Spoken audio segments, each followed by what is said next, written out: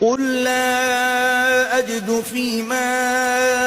أوحي إلي محرما على طاعم يطعمه إلا